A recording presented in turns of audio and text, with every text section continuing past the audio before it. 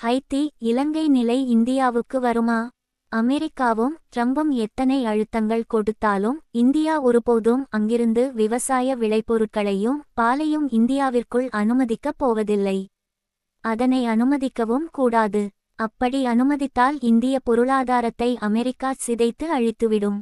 தன்னுடைய நாட்டில் விளையும் கோதுமையையும் அரிசியையும் பாலையும் ஆரம்பத்தில் அடிமாட்டு விலைக்கு கொடுத்து இந்திய விவசாயத்தை நசித்து அழித்துவிடும்.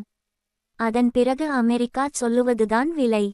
இல்லாவிட்டால் பட்டினியால் சாக வேண்டியதுதான். இதற்கு மிகச் சிறந்த உதாரணம் ஹைத்தி. ஹைத்தி வளமானதொரு தீவு. அங்கிருப்பவர்கள் பெரும்பாலும் விவசாயிகள். 1990கள் வரையில் ஏராளமான அரிசியை விளைவித்து ஹைத்தி சுபிட்சமாக இருந்தது. அதை கண்டு பொறுக்காத அமெரிக்கா தனது தந்திரத்தை ஆரம்பித்தது. அப்போதைய அமெரிக்க ஜனாதிபதியாக இருந்த பில் கிளின்டன் ஹைத்தியின் ஆட்சியாளர்களை தன் வசப்படுத்தினார். அவர்களிடம் அரிசி விளைவிப்பதை நிறுத்துமாறும் அதற்கு பதிலாக அமெரிக்கா மிக குறைந்த விலையில் அவர்களுக்கு தேவையான அரிசியை கொடுக்கும் எனவும் சொல்லி அவர்களை சம்மதிக்க வைத்தார்.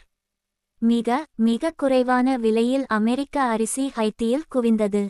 உள்ளூரில் விளைவிக்கப்படும் அரிசியின் விலையில் பாதி விலை மட்டுமே இருந்த அமெரிக்க அரிசியின் காரணமாக ஹைத்தியில் அரிசி விளைவிப்பதனை விவசாயிகள் கைவிட்டனர். அடுத்த 10 ஆண்டுகளில் விவசாயம் அவர்களுக்கு மறந்துபோனது. ஹைத்தி மெல்ல வறுமைக்கும் வேலையில்லா திண்டாட்டத்திலும் தள்ளப்பட்டது. அதற்கும் மேலாக அமெரிக்க அரிசியின் விலை தாறுமாறாக உயர்த்தப்பட்டது. நேற்று வரையில் தங்களுக்கு தேவையான அரிசியை தாங்களே உற்பத்தி செய்து நல்ல நிலையில் இருந்த ஹைத்தியர்கள் வறுமையில் உழல ஆரம்பித்தனர். இன்றுவரையில் ஹைத்தியினால் தலையெடுக்க முடியவில்லை. பசியினால் களிமண்ணை குழப்பித் தின்னும் நிலைக்கு இன்றைய ஹைத்தி வந்திருக்கிறது.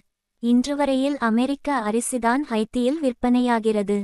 ஆனால் அதனை காசு கொடுத்து வாங்குபவர்கள் அதிகமில்லை. அமெரிக்கா கையை காட்டுபவர்களே இன்றைக்கு ஹைத்தியை ஆண்டு கொண்டிருக்கிறார்கள். கொலைகார கொடியவர்கள் அவர்கள் என்பதனை நான் சொல்லத் தேவையில்லை. இன்னொரு உதாரணம் இலங்கை. இலங்கைக்கு மேற்கத்திய நாடுகள் இலவசமாக அல்லது மிக குறைந்த விலையில் பால் பவுடரை பால்மா என்பர் இலங்கையர் கொடுத்தன. ஏறக்குறைய இலவசம் என்று வைத்துக் கொள்ளுங்களேன்.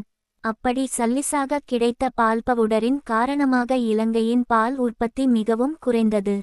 எனவே இருக்கிற மாடுகளையெல்லாம் இலங்கையர்கள் அடித்துச் சாப்பிட்டுவிட்டார்கள்.